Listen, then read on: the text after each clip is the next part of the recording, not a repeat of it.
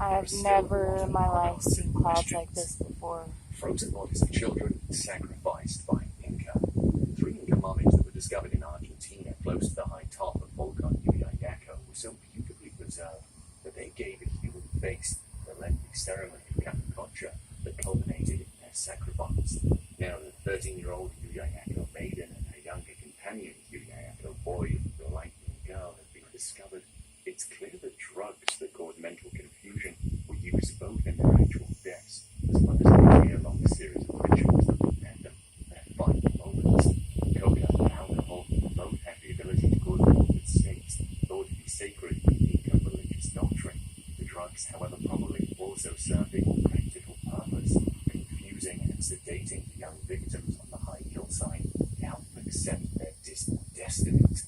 Due to the extremely cold temperatures immediately below the mountain's 22,110 foot, 6,739 meter summit, the maiden and her youthful counterparts, discovered in 1999, were in a remarkable state of natural preservation.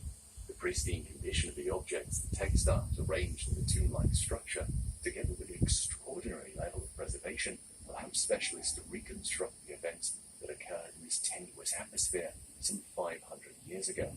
This is even more terrifying because of that. This isn't a dried-up corpse or a collection of bones. This is a human being. This is a child. And the information that these researchers have gathered via these investigations certainly does point to some moving conclusions concerning these children's final months and years. The maiden's long braided hair contains a timeline of markers that record her diet, including the consumption of drugs like coca and alcohol in the form of chicha, a fermented brew made from maize. Hair grows about a centimeter a month and stays unchanged after that. According to the markings, she seems to have been chosen for sacrifice a year before she actually perished. Her life drastically changed during this time, as did her escalating usage of alcohol and coca, which were then legal drugs not intended for daily use. The medications might have rendered the maiden more submissive, stupefied, or perhaps unconscious on the day of her demise. Her unperturbed surroundings, including the objects around her, and the feathered headdress she wore as she passed away, and her calm, seated position inside the tomb-like building, appear to confirm this notion. At the time of the mummy's discovery in 1999, chewed coca leaves were discovered in her mouth.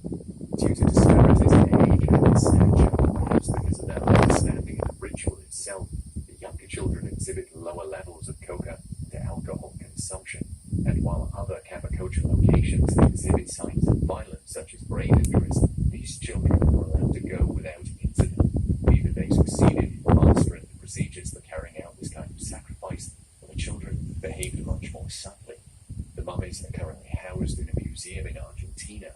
The children's ability to still be recognized as human at final moments is terrible. It almost seems as though the kids need to reach out and tell us their own secrets. Such a personal thing. It's amazing how after 5 centuries, they're able to tell us a lot about a person's life. Tutankhamun's tomb.